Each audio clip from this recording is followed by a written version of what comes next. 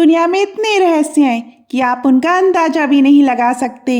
इन्हीं रहस्यों में से एक है, नींद के बाद आत्मा कहाँ जाती है और क्या करती है। विज्ञान की माने तो कई प्रयोगों के बाद ये बताया गया है कि नींद के बाद आत्मा भ्रमण करती है, यानी सोने के बाद आत्मा घूमने निकल जाती है। जबकि शास्त्र कहते हैं कि यदि आत्मा शरीर से निकल जाए तो मनुष्य की मृत्यु हो जाती है। अब प्रश्न ये उठता है कि विज्ञान के अनुसार यदि सोने के बाद आत्मा घूमने निकल जाती है तो फिर सोने के बाद मनुष्य जीवित क्यों रहता है। वहीं गीता में इसका उल्लेख कुछ अलग ही रूप में मिलता है। तो आखिर सच क्या है और नींद के बाद आत्मा का वास्तविक रहस्य क्या है, आज की इस खास प्रस्तुति में हम आपको सब कुछ बताएंगे। जानकारी के लिए बने रहिए हमारे साथ। मित्रों, आपका एक बार फिर हमारे YouTube चैनल में स्वागत है। यदि आप चैनल पर पहली बार आए हैं तो चैनल को सब्सक्राइब करना बिल्कुल ना भूलें। चलिए अब शुरुआत करते हैं और जानते हैं कि नींद के बाद आत्मा कहाँ जाती है और क्या करती है। इस वीडियो को ध्यानपूर्वक देखें। मित्रों, आत्मा नींद के बाद कहाँ जाती है और क्या करती है, इसे समझने के लिए सबसे पहले हमें नींद और आत्मा के संबंध को समझना होगा। चलिए आपको बताते हैं। यदि हम इनके संबंध के बारे में बात करें तो ये बिल्कुल सीधा है। जब हमें नींद आती है तो हमारा शरीर सो जाता है, लेकिन उस समय हमारी आत्मा नहीं सोती और ना ही हमारा मस्तिष्क रुकता है, वह लगातार सक्रिय रहता है। इसी वजह से कभी कभी हमें सोते हुए ऐसा आभास होता है कि हमें कोई छू रहा है या हम किसी ऐसी जगह पर पहुंच गए हैं जो बहुत ही अनोखी होती है। ये सब इसलिए होता है क्योंकि उस समय हमारी आत्मा उस स्थान पर स्थित होती है, यानी नींद के बाद हमारी आत्मा शरीर से निकलकर भ्रमण करने के लिए चली जाती है और केवल हमारा शरीर यहाँ रह जाता है।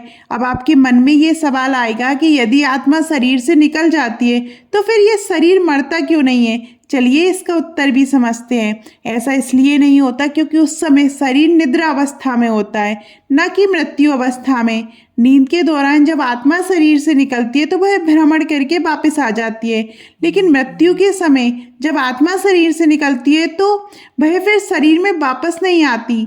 नींद के समय आत्मा के पास कुछ विशेष शक्तियां होती हैं जिनकी वजह से वह ये कार्य आसानी से कर पाती है। इसी कारण आपने देखा होगा कि सपनों में हम ऐसी ऐसी चीज़ों का अनुभव करते हैं जो हमने कभी वास्तविक जीवन में नहीं देखी होती। कभी कभी हम ऐसी जगहों पर पहुंच जाते हैं जो हमारी कल्पना से भी परे होती है। ये सब इसलिए होता है क्योंकि उस समय हमारी आत्मा वास्तव में उन स्थानों पर मौजूद होती है। जब हमारी अचानक आंख खुलती है तो आत्मा बहुत ही तीव्र गति से हमारे शरीर में वापस लौट आती है, यानी आंख खुलने से पहले ही आत्मा शरीर में प्रवेश कर जाती है। इसी कारण हमें ऐसा लगता है कि ये सब एक सपना था, फिर हम दोबारा सो जाते हैं। मित्रों, ये था नींद और आत्मा के संबंध का रहस्य। नींद के बाद कभी कभी आत्मा का परमात्मा से भी मिलन होता है। जो व्यक्ति बहुत गहरी नींद में सो जाता है उसे उस समय अजीब अजीब अनुभव होते हैं। कई बार आत्मा परमात्मा से मिलने भी पहुंच जाती है। तब हमें ऐसा प्रतीत होता है कि हमारी मृत्यु हो चुकी है और हम भगवान के पास पहुंच गए हैं।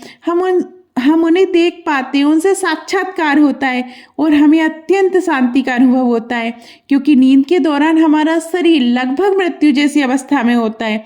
कई बार ऐसा भी होता है कि जागने पर व्यक्ति कुछ क्षणों तक ये नहीं समझ पाता कि वह जीवित है, क्योंकि उस समय उसकी आत्मा बहुत दूर जा चुकी होती है।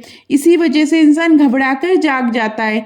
आप लोगों ने भी कभी ना कभी ऐसा अनुभव किया होगा कि सपने में आपने अपने इष्ट देवता के दर्शन किए हों, उनसे बातें की हों या अपनी परेशानियां उनके सामने रखी हो। उस समय आपको ऐसा लगता है कि आप वहीं रुक जाएं और बस उन्हीं के दर्शन करते रहें, लेकिन ये सब आपकी आत्मा कर रही होती है। आपका शरीर तो बिस्तर पर ही होता है, लेकिन आपकी आत्मा ईश्वर के पास पहुंच जाती है। उस समय हमारा मस्तिष्क हमें ये संकेत देता है कि हम अभी जीवित हैं और ये केवल एक सपना है। इसी कारण हमारी अचानक आंख खुल जाती है और हम वहां से लौट आते हैं। तब हमें ये महसूस होता है कि काश हम और सो लेते तो कितना अच्छा होता, और हम फिर से उसी सपने को देखने के लिए सोने की कोशिश करते हैं, लेकिन वह सपना दोबारा नहीं आता क्योंकि उस समय आत्मा फिर से वहां नहीं जा पाती। ऐसा तभी संभव होता है जब आत्मा स्वयं ऐसा चाहे। अब मित्रों, आइए समझते हैं इस विषय पर विज्ञान क्या कहता है। विज्ञान की इस बारे में अलग ही व्याख्या है। विज्ञान ने कई प्रयोगों और शोधों के आधार पर इन अनुभवों को सपनों का रूप बताया है। जब हम सोते हैं तो हम उन स्थानों पर पहुंचते हैं जिनका संबंध हमारे पूर्व जन्म से भविष्य से होता है। कभी हम उन लोगों से मिलते हैं जो गुजर चुके होते हैं और कभी ऐसे लोगों से भी मिलते हैं जिनसे हम वास्तविक जीवन में कभी नहीं मिले होते। विज्ञान के अनुसार ऐसा इसलिए होता है क्योंकि उस समय हमारी चेतना उन स्थानों तक पहुंच जाती है। इसी कारण वैज्ञानिकों और साहित्यिक खोजों में सपनों की महत्वपूर्ण भूमिका रही है। कई महान खोजें सपनों के माध्यम से ही संभव हो सकी हैं, क्योंकि जब तक इंसान किसी चीज को देखता या अनुभव नहीं करता तब तक वह उसे वास्तविक जीवन में साकार नहीं कर पाता। ऐसा माना जाता है कि वैज्ञानिकों ने अपनी खोजों का आधार सपनों में देखी गई संरचनाओं और विचारों पर रखा। इससे हम ये अनुमान लगा सकते हैं कि नींद के बाद आत्मा या चेतना किसी न किसी रूप में सक्रिय रहती है और हमें ऐसा अनुभव कराती है जो हमारे जीवन को दिशा दे सकते हैं। अब प्रश्न ये उठता है, क्या वास्तव में आत्मा नींद के बाद कहीं जाती है या ये केवल भ्रम है? यदि हम गीता की बात करें तो उसमें कहा गया आत्मा की कोई गति नहीं होती, गति तो मन करता है। आत्मा सर्वत्र विद्यमान है, इसलिए ये कहना उचित नहीं होगा कि आत्मा कहीं जाती है, बल्कि जो कुछ भी हम देखते हैं और अनुभव करते हैं वह हमारे मन की गति के कारण होता है। विज्ञान इसे अपनी भाषा में आत्मा का भ्रमण कहता है, जबकि गीता इसे मन की गति बताती है। इन दोनों दृष्टिकोणों में अपनी अपनी सच्चाई है, इसलिए निष्कर्ष यही निकलता है कि नींद के बाद आत्मा कहीं जाती नहीं है, बल्कि हमारा मन ही विभिन्न अवस्थाओं में भ्रमण करता है, जिसे हम सपनों और अनुभवों के रूप में देखते हैं।